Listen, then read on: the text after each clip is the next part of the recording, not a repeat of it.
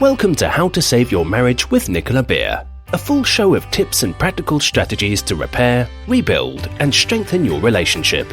If you are currently stuck, wondering if your marriage can be saved, or you know you want to save it but don't know how to go about changing it, this show is for you. To book your free marriage strategy session with Nicola, get the free marriage ebook or donate. If you are enjoying the show and want to help keep it flowing, visit www.nicolabeer.com. Hi and welcome, this is Nicola Beer and I'm so excited that you can join me for this episode where I'm going to be talking about procrastination. And it's something that comes up again and again in the individual counselling work that I do and in the marriage counselling work that I do. So I wanted to talk about this issue and to help you if procrastination is harming your relationship. I'm certain every one of us has said on occasion that we're going to do something and then put it off to another day or until the very last possible minute. Procrastination is something that is not altogether uncommon, but it can be a major problem for people not only in their work life, but also in their personal life, and particularly when it can affect a marriage. Are you fed up because your husband or wife is a procrastinator? Do you get angry or upset when they don't follow through on the things that they say they will? Or are you perhaps the one that is lacking in motivation or action and can't quite seem to find the willingness or drive to complete or do things?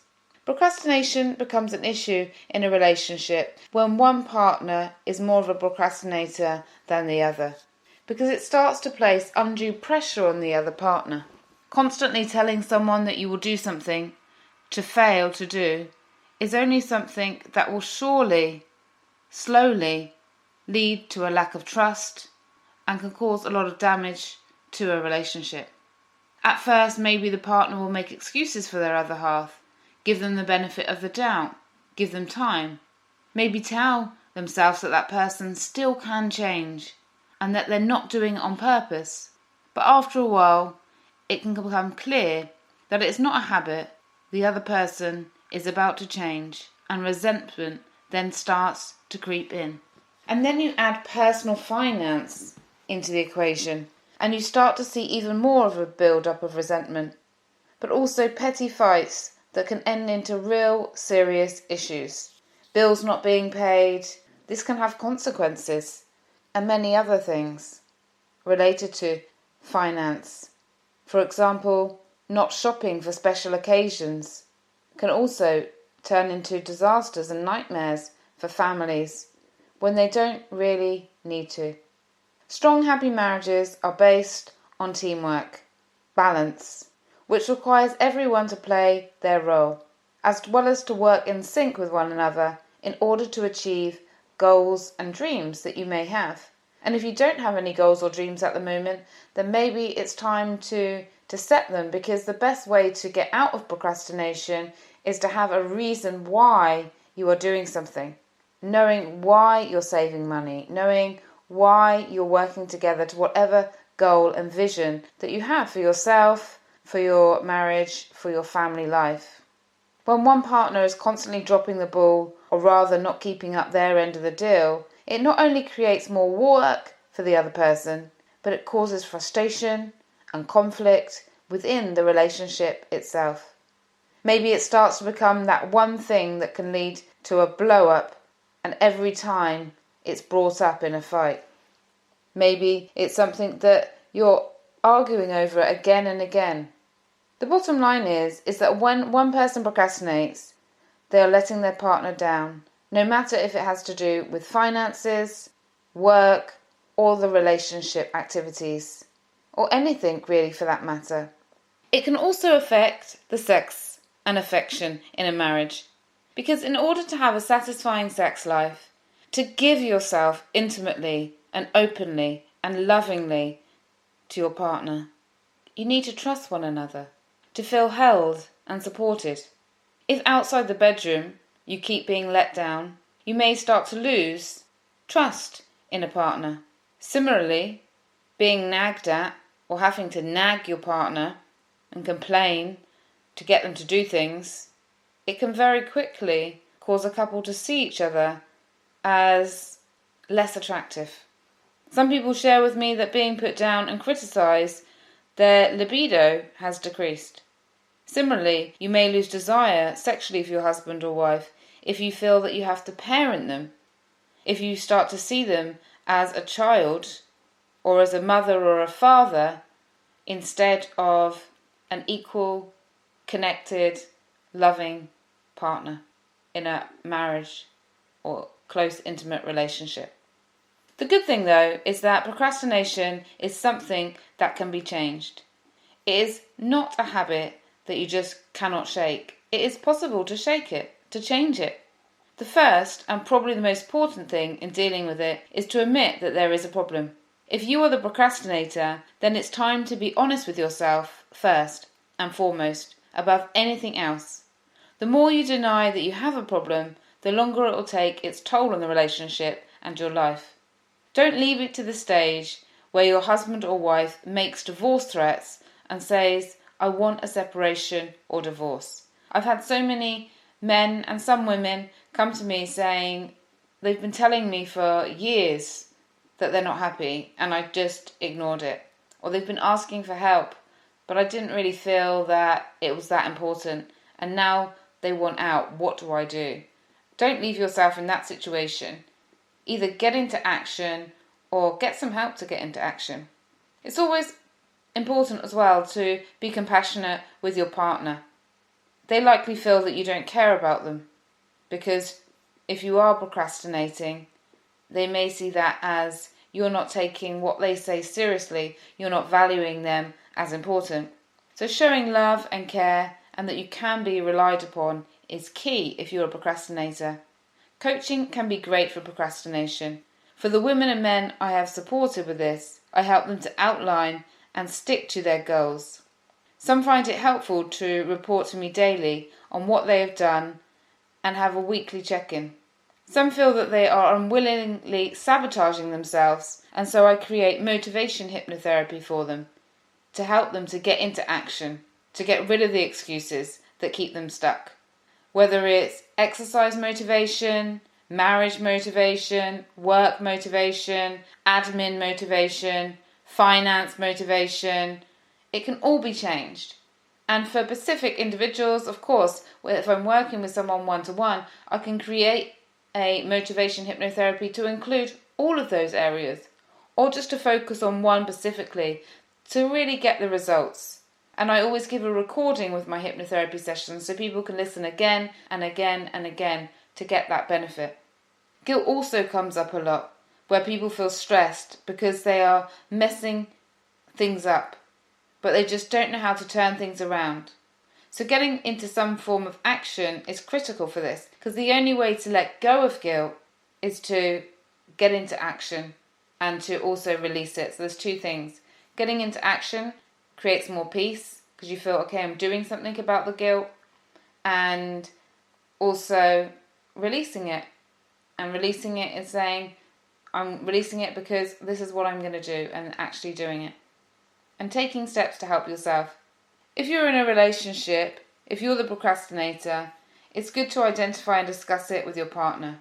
Of course, it's not going to be easy to admit that you are a procrastinator to your partner and may have already caused damage by opening up about it and confiding in your partner, because you may feel that they're going to judge you, or they may have judged you, they may have turned it against you. However, opening up and confiding is going to help a couple move forward, because what is needed is honesty and transparency. The procrastinator then can work on the issue and restore the equality in the relationship at the same time. Some couples sit and divide their tasks up. Some agree that having a personal coach for the marriage is a worthwhile investment, while the person gets into the habit of following through on what they want to and need to follow through on. As I mentioned, it can cause conflict in the relationship, because even though you may be procrastinating, or your partner may be procrastinating because of they can't be bothered, fear that they won't do it right, fear of being moaned at for getting it wrong, fear of whatever else, or just they feel low, they feel down, they're not in the mood. Although these can be all these reasons why a partner living with someone who is a procrastinator will see and view it as, you don't love me enough, you don't care about me enough, you don't love the children enough, you don't care about our home enough, you don't care about whatever it is enough. So they will take it not as, okay, you're not doing this thing in the house. They will take it as, I'm not lovable, you don't love me, you don't respect me, you don't listen to me, I'm alone in the marriage. I'm alone in this relationship. So the key thing is to really make sure that you honour your word. Do what you say you will do when you say you will do it. Now, a lady that I love working with, she calls this 24-hour foreplay. She said, if you want a great sex life, then you need to be following through, being true to your word, being someone that you can trust and rely upon. Because we open more when we feel that we can trust and rely on somebody. And finally, it can take a toll on your relationship, because if you're someone that puts things off, you're likely putting everything off until the very last minute. And in doing that, you're probably causing stress and anxiety for yourself. Feeling constantly stressed or anxious like this doesn't do well for you or for your other half. If you think about it, think about the quality of life you're offering your family if you're constantly stressed, anxious, and always on a rushed mode when you need to get things done, and how that will impact those that you love, bringing that energy into the relationship. And even, let's say you're procrastinating on something work-related or financially related, you're still going to be bringing that stress of doing things at the last minute and drama home, or the knock-on effect for not doing these things. And then there's procrastinating with some people that don't like to move from the sofa all evening or all weekend and don't want to do activities. And this can also rob your family and your loved ones from time that perhaps the relationship really needs. So what can you do to stop procrastination and feel motivated? The first thing is you can work with a coach to help you to get back on track and hold you accountable. Many people find this very useful. I have people that I work with that email me every day at the beginning of our procrastination work to eliminate it, and they start telling me what they're doing. I give them recommended reading to do. Some give me weekly reports on how they've done, and this keeps them motivated, knowing that I'm going to be checking up on them, or they're going to have to report to me. Not that I'm that scary, of course, but they're going to have to report to me and share what they've been doing. And some people find that really motivating. And if it helps somebody, of course, I will be open and available to do whatever it takes to get the results, to change the relationship, and to enhance somebody's life. The next thing is to sit down, keep it simple in the marriage, break down all the tasks that you need to do, put them into categories of importance, and focus on getting a few done each day. Sometimes people go into procrastination because they are overwhelmed, because they don't know where to start, because there are so many things to do. Which is why this, like, keeping it simple, breaking it down, dividing it, discussing it, can really go a long way.